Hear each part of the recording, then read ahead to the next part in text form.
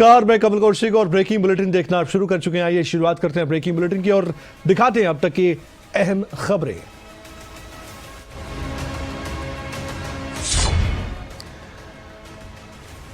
CM Nayab Saini सचिवालय में बैठक कर रहे हैं। 350वें शहीदी दिवस के कार्यक्रमों की तैयारी भी चल रही है और तैयारियों को लेकर ही समीक्षा की जा रही है। शहीदी दिवस पर यात्राएं पूरे हरियाणा में निकलेंगी और 1 नवंबर से 25 नवंबर तक ये यात्राएं निकलेंगी। और साथ ही आपको ये भी हम बता दें कि मुख्यमंत्री नायब सैनी पहले ये घोषणा कर चुके थे कि 1 नवंबर से 25 नवंबर तक हरियाणा में ये यात्राएं निकलेंगी। पहली यात्रा सिरसा के रोडी गांव से शुरू हो जाएगी और 25 नवंबर को पीएम मोदी जब कुरुक्षेत्र आएंगे तो कुरुक्षेत्र में इस यात्रा का समापन वो खुद कर सकते हैं।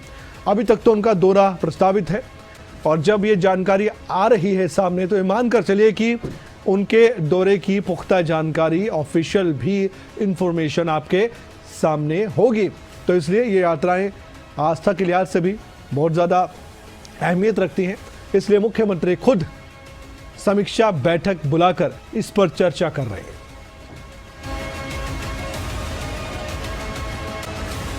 लेकिन साथ ही अधिकारियों पर रिएक्शन भी हो रहा है। हरियाणा के मुख्यमंत्री नायब सैनी साफ तौर पर पहले भी कह चुके हैं कि लापरवाही की तो बख्शेंगे नहीं, चाहे कोई भी अधिकारी हो, कितना भी बड़ा क्यों ना हो। ऐसे में करनाल के 3 अधिकारी नप गए हैं, यानी उनको सस्पेंड कर दिया गया है। और मैं आपको बताना चाहता हूं कि ना सिर्फ करनाल बल्कि बात यहां पर कनीना की भी हम करेंगे। बात यहां पर हम करेंगे एक और ऐसे क्षेत्र की जहां पर किसान काफ़ी संख्या में आते हैं, क्योंकि जिस तरह से कोसली में भी सस्पेंशन हुआ है अधिकारी का और इसके अलावा कनीना में भी हुआ है, तो कुल मिलाकर 5 अधिकारी ऐसे हैं जो लापरवाही के बाद अब उन पर गाज गिर गई है। यहाँ तक कि आईपी का गलत इस्तेमाल किया गया करनाल में तो, और जो बाजरे की प्रक्रिया है फसल खरीदने की, और जो गेट पास है उसमें भी गड़बड़ी की गई है। सुपरवाइज़र 2 हैं जिनको हटा दिया गया है। नाम हरदीप है, सस्पेंड कर दिए गए। सुपरवाइज़र अश्वनी है, उनको भी सस्पेंड कर दिया गया। ऑक्शन रिकॉर्डर सतबीर भी सस्पेंड है। करनाल की मैं बात कर रहा हूँ। कनीना और कोसली की बात करें तो यहाँ पर मंडी के 2 अधिकारी सस्पेंड हुए हैं। बाजरा खरीद प्रक्रिया में गड़बड़ी पर यह एक्शन सीधा लिया गया। आइए विस्तार से मैं बताता हूं कि किस तरह की कार्रवाई हुई है और किन पर हुई है, ताकि आपको सही तरीके से समझ आ जाए। करनाल और कनीना कोसली की बात करते हैं। सबसे पहले करनाल की जानकारी आपके सामने है। 3 अधिकारी सस्पेंड हुए हैं, 2 मंडी सुपरवाइजर हैं, 1 ऑक्शन रिकॉर्डर सस्पेंड है। इसके अलावा कार्रवाई इन पर क्यों हुई है ये आपके सामने है। बाजरा खरीद प्रक्रिया में गड़बड़ी पर ये एक्शन मुख्यमंत्री की तरफ से लिया गया है। इसके अलावा फर्जी गेट पास जारी करने का आरोप था, सस्पेंशन इस वजह से भी हुआ। तीसरा एक कारण था कि अलग अलग आईपी के गलत इस्तेमाल करने के बाद संज्ञान में मामला आया तो फिर सीधे एक्शन लिया गया। आइए बैक टू बैक आपको दिखाते हैं कि कनीना और कोसली में क्या हुआ। कनीना और कोसली में भी अधिकारी सस्पेंड हुए हैं। संख्या 2 है। कनीना अनाज मंडी के यहाँ सचिव सह ईओ सस्पेंड है। सेम ऐसे ही कोसली के भी सचिव सह ईओ सस्पेंड है। कारण क्या है? पहला कारण तो वही है, बाजरा खरीद प्रक्रिया में लापरवाही करना, एक्शन हुआ। ई खरीद पोर्टल और साथ ही मार्केट कमेटी के एच रजिस्टर की जो ऑक्शन है उसमें भी अनियमितताएं पाई गई, शिकायत मिली थी। गेट पास जारी करने की प्रक्रिया में भी यहां भी अनियमितताएं पाई गई है। ब्रेकिंग बुलेटिन में आगे बढ़ते हुए मैं बात करना चाहता हूं किसानों की ही, लेकिन साथ ही सियासत कैसे चल रही है। सरकार कह रही है सब कुछ हमने व्यवस्था के मुताबिक किया है। सरकार कह रही है कि कोई लापरवाही कर रहा है तो हम एक्शन ले रहे हैं, लेकिन विपक्ष कह रहा है कि कुछ भी नहीं, सिर्फ हवाई दावे हैं।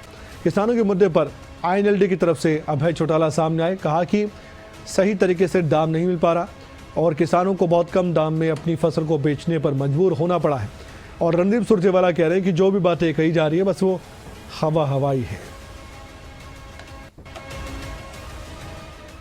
सरकार ने इस पे आगे बढ़ने की बजाय किसान का जो बाजरा था उस बाजरे को मंडी में खरीदने का काम किया। 700 रुपया पर क्विंटल के हिसाब से उसको कब मिला।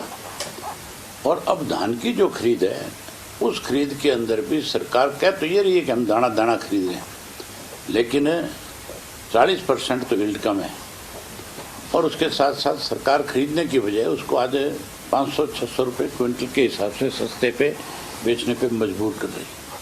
3100 रुपया प्रति क्विंटल पे जीरी खरीदने का, धान खरीदने का उनका दावा हवाई निकला।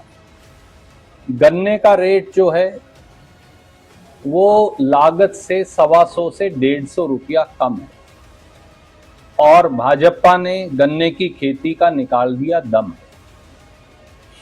न बाढ़ का मुआवजा मिला, न धान और गन्ने का रेट मिल रहा, न आड़ती को आड़त मिल रही और खाद की मारोमारी और कालाबाजारी अलग। तो हरियाणा के किसानों की खरीफ सीजन की सारी मेहनत भाजपाई धोखे के अंदर पूरी तरह से डूब गई। सरकार ने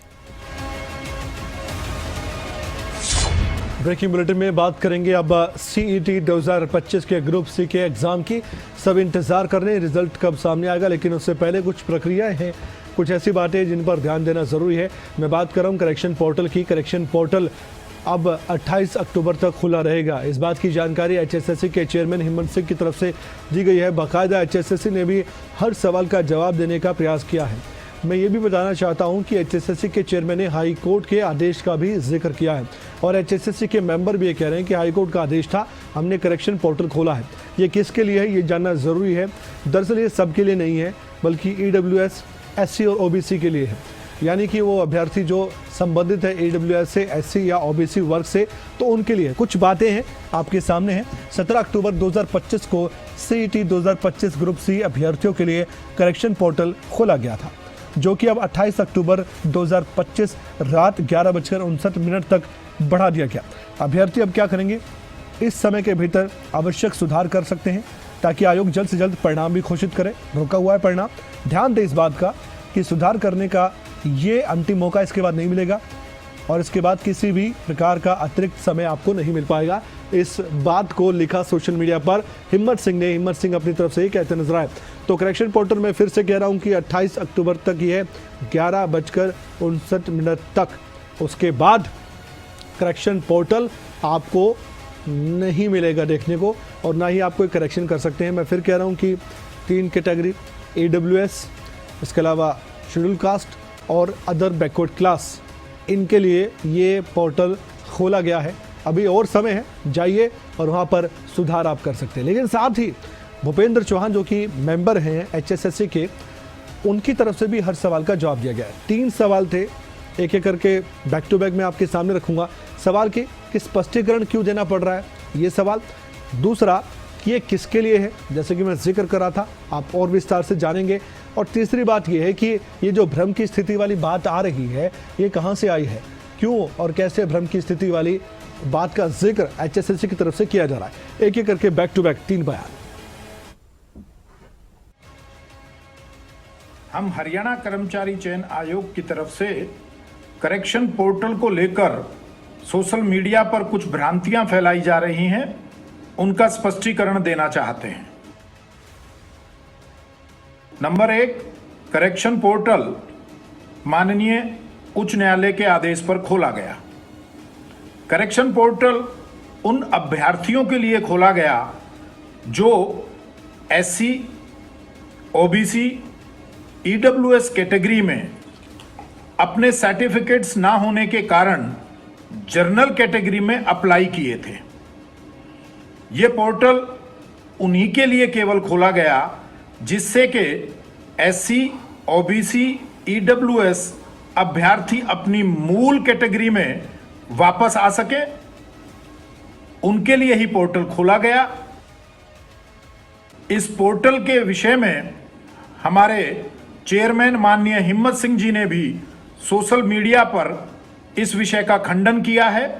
जो लोग इस विषय में तरह तरह की भ्रांतियां सोशल मीडिया पर फैला रहे हैं, उनसे हम आग्रह करना चाहते हैं कि कमीशन को अपना काम करने दें, किसी तरह की गलत भ्रांतियां सोशल मीडिया पर ना फैलाएं। एक मामला सामने आया था और ये मामला था अकील मौत का। अब इस मामले में जांच कहां तक पहुंची है, सवाल सबके जहन में होगा, क्योंकि एक के बाद एक बड़े खुलासे होने की उम्मीद भी इस पूरे मामले को लेकर जताई जा रही है। पंजाब के पूर्व डीजीपी के बेटे की मैं बात कर रहा हूं। उनकी मौत का मामला काफी सुर्खियों में रहा है। तरह तरह की बातें निकलकर सामने आई, उस पर हम नहीं जाना चाहते जब तक ऑथेंटिक जानकारी नहीं आती। हरियाणा के डीजीपी की तरफ से बयान दिया गया है। ओपी सिंह का यह कहना है कि अकील मौत मामले में सीबीआई जांच पर हम ये कहते हैं अपनी तरफ से कि ये सरकार का विषय है और सरकार को फैसला लेना था। ऐसे में इसलिए हमने एक प्रस्ताव जरूर भेजा है। जांच सबूत के आधार पर होगी, ये डीजीपी कह रहे हैं, और किसी भी मामले की जो न्यायिक जांच है वो जरूर होकर रहेगी। सरकार का फैसला था, उन्होंने हमने प्रस्ताव भेज दिया, जो फैसला होगा उस हिसाब से होगा। देखो जी, इन्वेस्टिगेशन कोई करे, इन्वेस्टिगेशन जो होता है ये एक्सपेडिशन पर ट्रुथ है कि क्या हुआ था, ये उसकी यात्रा है। तो कोई एजेंसी करेगी, जैसे सबूत होंगे वैसी कार्रवाई होगी।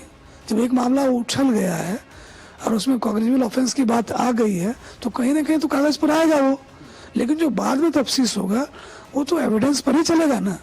तो मुझे पूरा विश्वास है कि जिस किसी भी केस में जो कुछ भी होगा वो तथ्यों पर ही आधारित होगा। कोई अपने घर का काम थोड़ी है। आप जो भी आप लिखेंगे तो उसकी जुडिशियल स्क्रूटनी होगी, डिफेंस लॉयर उसको थ्रेड वेयर एनालाइज करेगा। तो ऐसा नहीं है कि कोई किसी को चाहे तो कुछ और कर लेगा। जो सत्य है, जो सही है, वही होता है, वही होगा। सुसाइड मामले पर अब डीजीपी की तरफ से बयान सामने आया है। पंचकुला में उन्होंने अपनी तरफ से प्रतिक्रिया दी है। डीजीपी ओपी सिंह का सीधा ये कहना था कि हरियाणा में सुसाइड मामले जो सामने आ रहे हैं, 70,000 अधिकारियों का परिवार है। आप सोचिए, घटनाएं चुप बैठने का मौका नहीं देती हैं और साथ ही अपराधियों से भी लड़ना होता है। इस तरह की बात कहकर क्या है इस खबर के मायने, खुद समझाने का प्रयास डीजीपी साहब ने किया। देखिए, दुख होता है। आप देखें कि दो तो खबरों में है, बिना खबरों के 3-4 निकल लिए किसी किसी कारण से। तो हमारा 70,000 का परिवार है, तो उसमें इस तरह की घटनाएं अब क्या कर, आप जब यहाँ हो तो आपको देखनी सुननी पड़ेगी। बट आपके पास विकल्प नहीं है कि आप चुप बैठ जाएं या शोक में चले जाएं या कुछ और करें। क्यों? बदमाशों ने सीज फायर तो किया नहीं, ठग बदमाश 24 घंटे लगे हुए हैं और आप ही तंत्र हो सरकार के जो बचा सकते हो लोगों को। तब कुछ हो गया तो लड़ाई तो जारी है ना जी। आप नहीं कमजोर दिख सकते, आप कमजोर नहीं अनुभव कर सकते। तो ठीक है, हो गया है, हमें पूरी सहानुभूति है, संवेदना है बच्चों पर क्या गुजर रही होगी उनके परिवार की, लेकिन एट द सेम टाइम हमारे पास लड़ने के अलावा कोई विकल्प नहीं है। उस लड़ाई में हम जुटे। सीबीआई जांच की मांग क्या वाकई में पूरी होगी? हरियाणा में 2 अधिकारियों का सुसाइड का केस अभी पेंडिंग है, जांच जारी है, लेकिन समय समय पर बात होती रहती है। अभय चौटाला की तरफ से भी मामले को लेकर बात कही गई थी और सरकार को भी निशाने पर लिया गया था। अभय चौटाला की तरफ से सीबीआई को लेकर भी जिक्र किया गया है और ये भी कहा गया कि सरकार ने मामले में लीपापोती करना शुरू कर दिया है। दूसरा, जो 2 सुसाइड हुए हमारे यहाँ पे, उन दोनों सुसाइड में शर्त ये रखी गई थी सरकार के सामने, इसकी सीबीआई जांच हो, और सीबीआई को जांच सौंपने की बजाय सरकार ने उस पर लिपापोती करनी शुरू कर दी। जबकि मुस्तफा के मामले में किसी की डिमांड नहीं है कि सीबीआई से जांच कराई जाए, उसको तुरंत सीबीआई को सौंप दिया गया। और जहां परिवारजन की तरफ से सीबीआई की डिमांड की गई थी, उनकी जांच सीबीआई को देने की बजाय उस पर लिपापोती करके उस मामले को दबाने की कोशिश की जा रही है। आज जहां धर्म, मजहब, जात पात के नाम पे प्रदेश को बांटा, वहीं आज ये लोग फोर्स को भी बांटना शुरू कर चुके हैं। वहाँ पे भी इस तरह से लोगों में आपसी तनाव पैदा करना चाहते हैं। इसलिए इसकी जांच सीबीआई से हो, ताकि फोर्स में इस तरह का कोई तनाव पैदा ना हो। आपके माध्यम से एक बार फिर सरकार से कहना चाहता हूँ कि वो तुरंत इस पे अपना किया हुआ वायदा पूरा करे और इसको सीबीआई को जांच सौंपने का काम करे।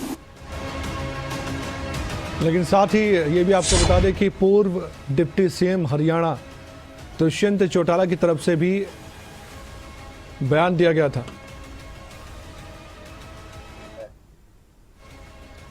उम्मीद रखते हैं क्योंकि दो ऐसी घटना है जिसने पूरा प्रदेश हिलाया है और दोनों जुड़ी हुई घटनाएं हैं।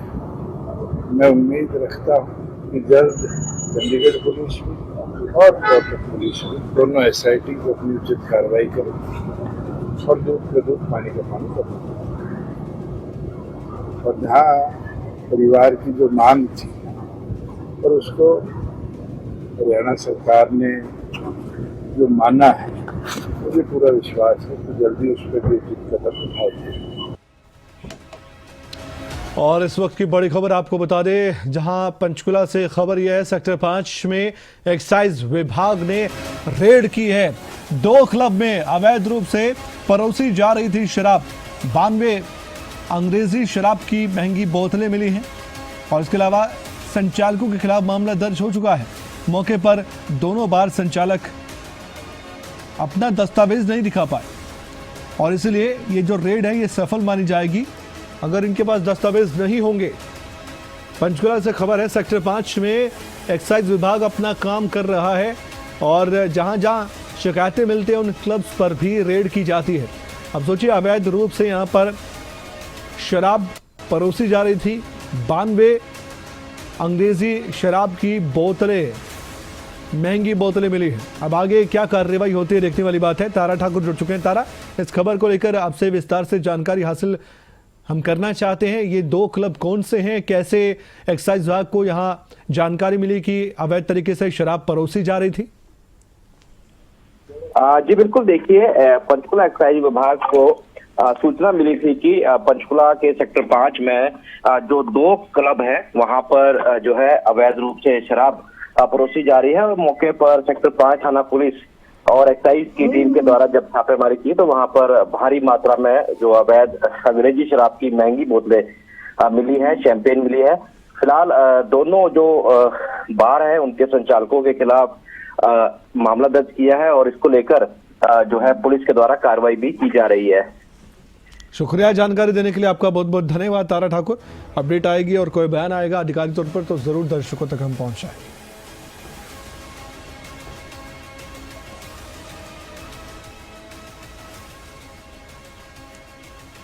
और आगे बढ़ते हुए एक और बड़ी खबर है ब्रेकिंग बुलेटिन में। सोनीपत से खबर है जहां पर जाटी कला गांव में दर्दनाक हादसा हुआ है। पिता पुत्र की करंट लगने से मौत हो गई है। बहुत भयानक ये हादसा रहा इन दोनों के लिए।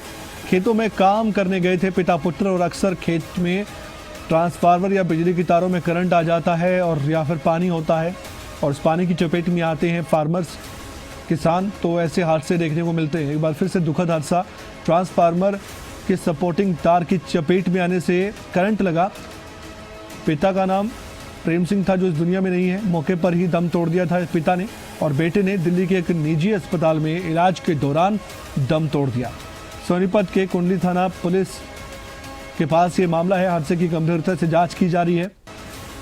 यही एक वजह है या फिर कुछ और, लेकिन फिलहाल शुरुआती तौर पर लग रहा है कि करंट लगने से ही पिता पुत्र ने अपनी जान गंवाई है।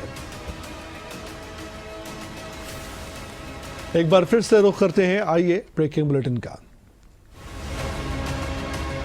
दिल्ली पुलिस लगातार एनकाउंटर कर रही है, बड़ी कार्रवाई कर रही है, बदमाशों को उनके ठिकानों तक पहुंचा रही है, सबक सिखा रही है। दिल्ली में 2 अलग अलग जगहों पर एनकाउंटर फिर से देखने को मिले हैं। महरौली और नांगलोई में ये मुठभेड़ हुई है पुलिस और बदमाशों के बीच। सबसे पहले महरौली की बात करूं तो यहाँ पर एक वांटेड अपराधी है। मुठभेड़ के बाद इसे गिरफ्तार भी कर लिया गया है। कांस्टेबल के हाथ में भी जरूर चोट आई है, लेकिन गोली बारी जो करने की कोशिश करते हैं बदमाश, उनको सबक पुलिस सिखाती है। गोला बारूद, हथियार आपूर्ति समेत कई मामलों में ये वांटेड था। इसके साथ ही नांगलोई में भी मुठभेड़ हुई है। 3 बदमाश यहाँ पर थे जिनको गिरफ्तार किया गया है। मुठभेड़ में तीनों बदमाश जो गिरफ्तार किए गए हैं वो घायल हुए हैं और उनको इलाज के लिए अस्पताल में भर्ती करवाया गया है। डीसीपी आउटर सचिन शर्मा की तरफ से जानकारी दी गई है और इन बदमाशों से पूछताछ होगी। कई बड़े खुलासे होने की उम्मीद है। अब बाद में पॉल्यूशन की करूँगा, सांस लेना थोड़ा सा मुश्किल हो गया है दिल्ली एनसीआर के लोगों के लिए। वैसे तो हर साल की कहानी है, आदत भी हो गई होगी, लेकिन धीरे धीरे स्वास्थ्य पर असर पड़ता है तो बीमारियां अंदर पनपने लगती हैं। दिल्ली एनसीआर के इलाकों में कुछ इस तरह का नज़ारा है जो आप देख सकते हैं। खासकर आने वाले वक्त में जब धुंध होगी, कोहरा होगा, तो यही पॉल्यूशन हमारे बिल्कुल सामने आंखों के होगा और फिर ये और परेशानी में डाल देगा। जहां एक तरफ सुबह सवेरे सैर करना बहुत अच्छा माना जाता है स्वास्थ्य के लिए, लेकिन आप सोचिए डॉक्टर रिकमेंड बिल्कुल नहीं करते हैं, बल्कि कहते हैं घर में ही रहें, घर पर ही रहें और घर पर ही रहकर आप एक्सरसाइज कर सकते हैं, योगा कर सकते हैं, क्योंकि बाहर की हवा जब AQI 400 के पार हो जाए तो जहरीली हो जाती है। आनंद विहार में सबसे ज़्यादा बुरा हाल है। इसके अलावा ITO या एम्स के आसपास देखें, वहाँ भी 200 के पार दर्ज किया गया था AQI लेवल, और ये लगातार बढ़ना हमारे लिए चिंता का विषय है।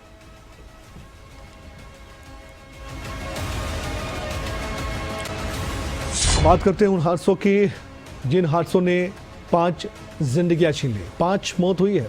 आगरा की मैं बात कर रहा हूं, यहां पर तेज रफ्तार का कहर है। तेज रफ्तार कार ने लोगों को बुरी तरह से रौंद दिया। तस्वीरें हैरान कर देने वाली हैं। आप देख सकते हैं किस तरह से JCB का भी सहारा लेना पड़ा। घर के बाहर बैठे लोगों को रौंदा गया है। किसने सोचा था कि इस तरह से इन लोगों की मौत आ जाएगी, जो आराम से बैठे हुए थे, बेचिंत बैठे हुए थे। हादसे में 5 की मौत है और 2 लोग घायल हैं जिनका इलाज चल रहा है। न्यू आगरा स्थित एक जगह है यहाँ पर, वहाँ का ये मामला है और हादसे पर CM योगी आदित्यनाथ ने भी दुख व्यक्त किया है। अधिकारियों को तुरंत सहायता के निर्देश भी दिए गए। और एक और हादसा हुआ है, अनियंत्रित पिकअप पलटी है। ये सोनभद्र का मामला है जहां पर तेज रफ्तार का कहर यहां भी देखने को मिला है। अनबैलेंस एक पिकअप पलटी और उसके बाद ये बड़ा हादसा हो गया। इस दुर्घटना के दौरान बच्चों समेत लगभग 16 के करीब घायल हुए लोग। नेटवर्क समस्या के कारण यहाँ पर समय पर एम्बुलेंस भी नहीं पहुंची और उससे थोड़ी देरी हुई इलाज में, लेकिन फिर भी अभी इलाज इन सभी का चल रहा है। राम जमुअल के तेजबली विश्वकर्मा का परिवार है, वो जिरही देवी मंदिर है जो अंतर्गत थाना जुगेल पड़ता है, वहां पे दर्शन के लिए आए थे। दर्शन करने के उपरांत वो वापस लौट रहे थे। रास्ते में जो जिस पिकअप से आए थे, जिस पे बताया जा रहा है अप्रोक्सीमेटली 20 लोग सवार थे, वो डिसबैलेंस हो गई तथा एक खाई में गिर गई, जिससे लोग चोटिल हो गए। उन्हें सबको CHC चोपन लाया गया। यहाँ मेरी डॉक्टर साहब से बात हुई है, सबको सिंपल इंजरीज है। हालांकि बेहतर उपचार के लिए उन्हें जिला अस्पताल यहाँ से रेफर कर दिया गया है। अभी तक कुल टोटल 13 लोगों को यहाँ से रेफर कर दिया गया है, सबको सिंपल इंजरीज है।